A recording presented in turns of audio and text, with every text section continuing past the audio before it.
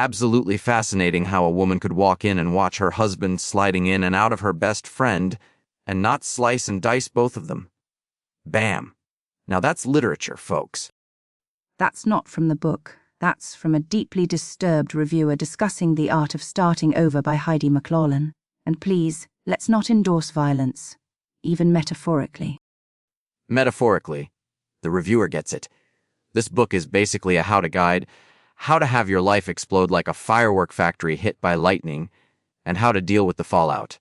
Maximum humiliation. It's a contemporary romance novel about resilience and second chances after profound betrayal. The protagonist, Devorah, discovers her husband Chad's affair with her best friend, Esther, via a video. It's about navigating public shame and returning to her roots. Roots? She runs home to Daddy. And this Chad guy, sleazy Chad, one review called him perfect. Sounds like my cousin Vinny's brother-in-law, Tony. Remember Tony? Always wore sunglasses inside. Total creep. Chad is Tony with better hair, probably. While Chad is certainly positioned as the antagonist, manipulative, arrogant, reducing him to a caricature misses the banality of his particular brand of evil. And Esther, the best friend, the betrayal is almost Shakespearean in its simplicity, if not its execution. Shakespearean? She's a backstabbing weasel. Like Sheila from accounting who stole my Jell-O pudding cup in 09. You don't forget that. Esther is Sheila with a sex tape co-starring role, and Devorah. Okay, I feel bad for her, sure. Public humiliation. Rough. But considering taking Chad back even for a second? Honey, no. Have some self-respect. Get the slicey, dicey reviewer on the phone. It speaks to the complexities of long-term relationships, the trauma bond, perhaps even a degree of Stockholm Syndrome within the marriage. Stockholm Syndrome? She wasn't kidnapped, she was cheated on. By sleazy Chad and Shayla Esther. Then there's this new guy, Hayden. Hayden, the perfect widower next door. Single dad's, tragic backstory, wife died in a drunk driving accident. Yikes. Childhood crush. It's too perfect. What's he hiding? Nobody's that nice? Is he secretly boring? Or maybe he's the one who filmed the video. Plot twist. That's baseless speculation. Hayden represents the archetypal safe harbor in romance narratives. His tragic past is meant to create pathos and shared vulnerability with Devorah, though, admittedly, the perfectly wounded healer trope can feel somewhat pedestrian, predictable even. Pedestrian? It's a Hallmark movie that mugged hope floats in a dark alley. Every review says it. Hope floats this, hope floats that. Did Sandra Bullock get a producer credit? The thematic parallels to the 1998 film Hope Floats are noticeable. Small-town homecoming, public marital implosion, reconnecting with a childhood acquaintance. It's a common framework. Common framework. It's the same blueprint. Did McLaughlin just watch Hope Floats and change the names? Which brings us to the big question. Is this book actually any good, or is it just, literary recycling? Well, opinions are sharply divided.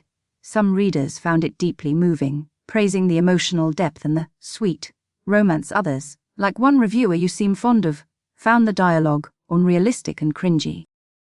Cringy means real. Real people say dumb stuff when they're emotional. Like when you tried to explain Moby Dick and said Ahab just needed better anger management tools. Cringy, but memorable. My analysis of Ahab's monomania was perfectly cogent, unlike your assertion that the whale represented unregulated capitalism. Can we focus? Some reviewers found the plot predictable, the writing basic. One was incandescently angry about the spelling of the son's name, instead of Connor. Yes! See passion. That reviewer cares. I respect that. Unlike those 5-star reviews gushing about all the feels. What feels? The feel of Decay's view from watching Hope Floats. There's a contingent that genuinely connects with the second chance theme. The small-town atmosphere, the resilience arc. Okay. But let's talk about the real art here. The art of the unhinged review. This book is when it's 11 p.m. and you're craving something sweet, so you eat a zebra cake while standing in the pantry, followed by a handful of gummy bears. Now that's criticism. What does it mean? Who cares? It's amazing. It means the reviewer likely found it superficially satisfying, but ultimately lacking in substance, like empty calories, an apt if bizarre metaphor. Empty calories? Sometimes you just want the zebra cake. Maybe this book is good. because it made someone want to commit fictional homicide. That's reader engagement. Okay? Hypothetical. If Sleazy Chad were a sandwich, what kind would he be? A soggy egg week-old tuna melt, left in a hot car with suspiciously cheap mayonnaise. Nah, too fancy. He's a knuckle sandwich, delivered by Devorah, or that reviewer. Moving to a highly scientific and not at all arbitrary rating system. I'm giving The Art of Starting Over 6 out of 7 humiliations. It knows what it is. Primo drama in book form. And bonus points for making someone want to slice and dice. I rate it 3 out of 10 hope floats vibes. While the emotional core attempts resonance, the overwhelming sense of narrative familiarity and occasionally stilted prose prevents it from truly distinguishing itself. Competent, but derivative. Derivative? That's my word for next week when we tackle my hamster, my guru finding enlightenment in a tiny wheel. Get ready for wisdom from a rodent. Oh, for goodness sake. You heard it here first, folks. Keep your dials locked on Heartbook Radio. If you must, this has been Heartbook Radio.